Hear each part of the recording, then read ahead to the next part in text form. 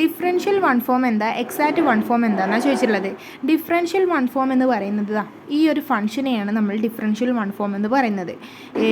Exact one form എന്ന് പറയുന്നത് ഈ ഒരു ഫംഗ്ഷൻ കണ്ടോ, അതിൻ്റെ കൂടെ നമ്മൾ ഡീനെ മൾട്ടിപ്ലൈ ചെയ്യുമ്പോൾ കിട്ടുന്നതിനെയാണ് നമ്മൾ എക്സാക്റ്റ് വൺ ഫോം എന്ന് പറയുന്നത്. ഡിഫറൻഷ്യൽ വൺ ഫോം ഒരു ഫംഗ്ഷൻ ആണെങ്കിൽ എക്സാക്റ്റ് വൺ ഫോം ആ ഫംഗ്ഷൻ്റെ കൂടെ ഒരു ഡീനെ മൾട്ടിപ്ലൈ ചെയ്താൽ കിട്ടുന്നതാണ്. ഓക്കെ, ഇനി ഡിഫറൻഷ്യൽ വൺ ഫോമിൽ നമ്മൾ ഈ ഫംഗ്ഷനെ എങ്ങനെയാണ് ഡിഫൈൻ ചെയ്തത്, U cross R N plus one എന്ന് ആറിലേക്കുള്ള മാപ്പാണ് നമ്മുടെ ഡബ്ല്യു ഡിഫറൻഷ്യൽ വൺ ഫോം എന്ന് പറയുന്നത്.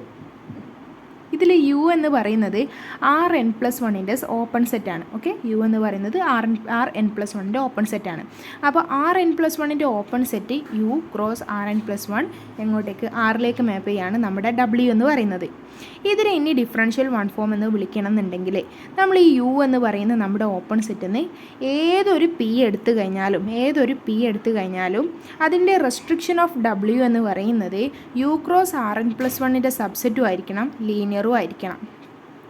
എന്താ പറഞ്ഞത്, നമ്മുടെ യുവിൽ നിന്ന് ഏതൊരു പോയിൻ്റ് പി എടുത്തു കഴിഞ്ഞാലും അത് ആർ പി എൻ പ്ലസ് വണ്ണിലേക്കുള്ള ഏതൊരു റെസ്ട്രിക്ഷൻ ഓഫ് ഡബ്ല്യു എടുത്തു കഴിഞ്ഞാലും അത് U cross R N plus വണ്ണിൻ്റെ സബ്സെറ്റും ആയിരിക്കണം, ലീനിയറും ആയിരിക്കണം.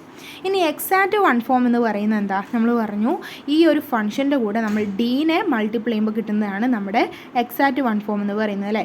ഇതിൽ നമ്മുടെ ഫംഗ്ഷൻ എങ്ങനെയാണ് ഡിഫൈൻ ചെയ്തത്, യു എന്ന് ആറിലേക്ക്, യു എന്ന് പറയുന്നത് ആർ എൻ പ്ലസ് വണ്ണിൻ്റെ സബ്സെറ്റാണ്. ഇത് സ്മൂത്ത് ഫംഗ്ഷനുമാണ്.